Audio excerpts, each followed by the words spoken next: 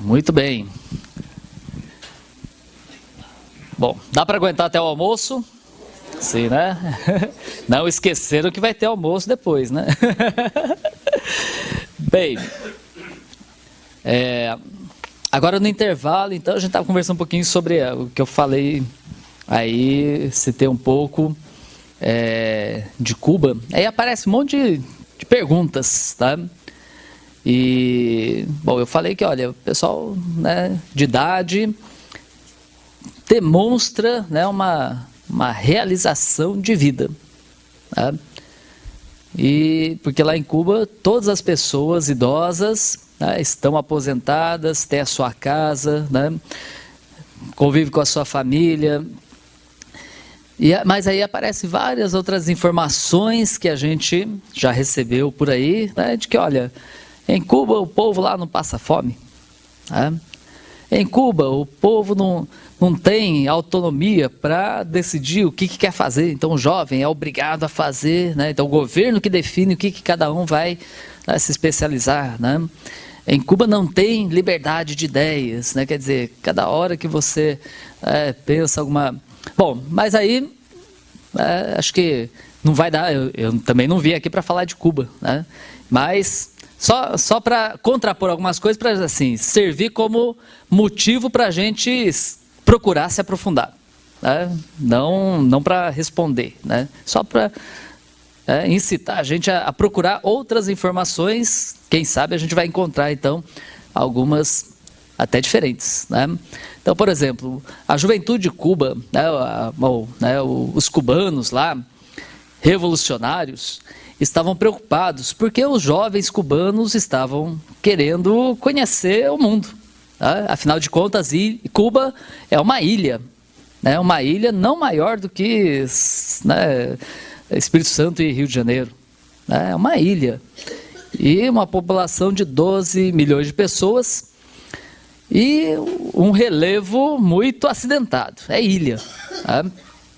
E a juventude de lá, e imagina, né, por causa do bloqueio econômico, né, norte-americano, então nenhum país pode comercializar com Cuba, né, com exceção de alimentos, e também não são todos os alimentos, né, mas por causa do bloqueio, por causa que Cuba fica a 100 quilômetros quase dos Estados Unidos, né? Então, olha, a rádio pega em Cuba, né? O rádio de Cuba pega nos Estados Unidos, né? Tem toda aquela, um cerco, né, em relação, uma vigilância muito grande em relação à ilha e tudo mais, porque os Estados Unidos nunca aceitou. Então, um dos maiores países capitalistas do mundo, né, vai ter um país socialista ali, né, a 100 quilômetros de distância. Isso daí é uma ofensa muito grande para o império, né?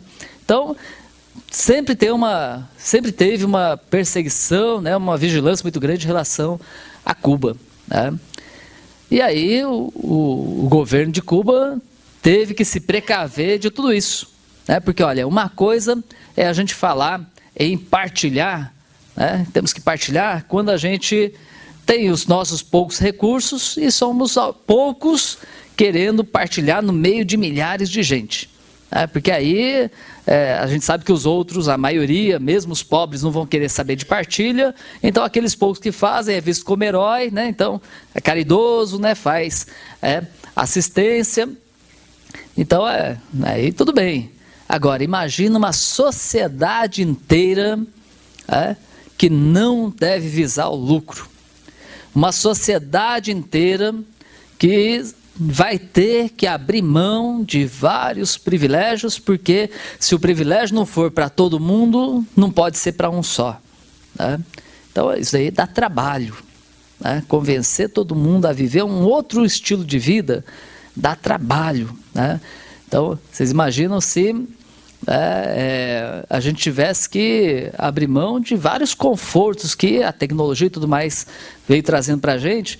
Agora, não é abrir mão porque isso é luxo, mas abrir mão porque isso daí acaba sendo uma forma de você discriminar as pessoas, né? Então, para organizar toda uma sociedade num outro jeito de viver, é trabalhoso, né? E Cuba tem que fazer isso, né?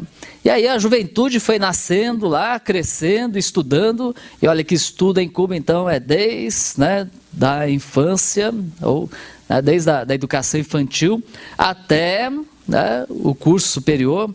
Então o jovem lá de Cuba tem já, né, garantido a sua formação ou numa faculdade ou num curso técnico, né, sempre profissional.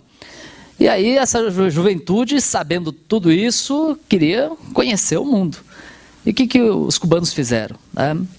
Então, já que não podiam criar, né, espaço aí para essa juventude produzir, né, materiais, equipamentos e tudo mais, o que eles tinham, por causa do bloqueio econômico, então eles tinham que criar alguma espécie de trabalho que não tivesse materiais, que fosse então puramente com pensamento.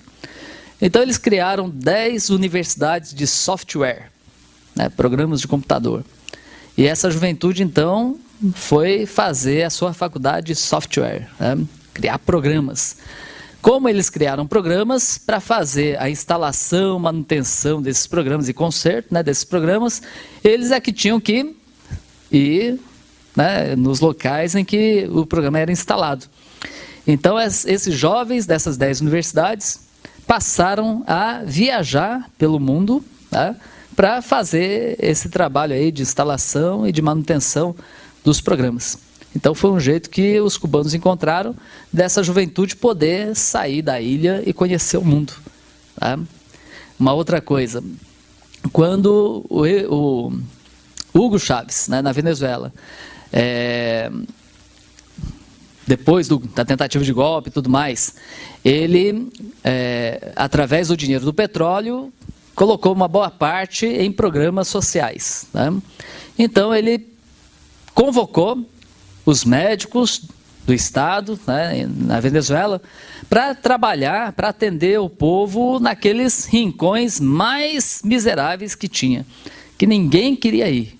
Então convocou os médicos para irem nesses lugares aí mais pobres para tratar do povo, né? Sabem quantos médicos atenderam a convocação? 3, né? Bom, aí o Fidel Castro, sabendo disso, ele divulgou lá em Cuba, querendo saber, olha, né, tem voluntários aí, médicos cubanos, e a medicina em Cuba, né, é uma das melhores do mundo, tá?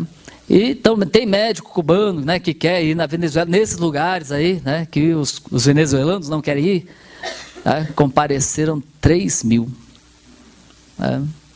E foram 3.000 voluntários, né? Aí a gente vai vendo um pouco a diferença, né? Hoje existem mais ou menos uns 3.000 estudantes brasileiros de medicina é 1.700 mais ou menos, tá? Estudantes brasileiros em Cuba. Fala baixinho. Inclusive sobrinho de alguns políticos aí da extrema direita, né? Pra vocês terem ideia. Oi. Pode?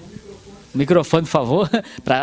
Tudo aqui é registrado. Quando não quiser, eu desligo aqui.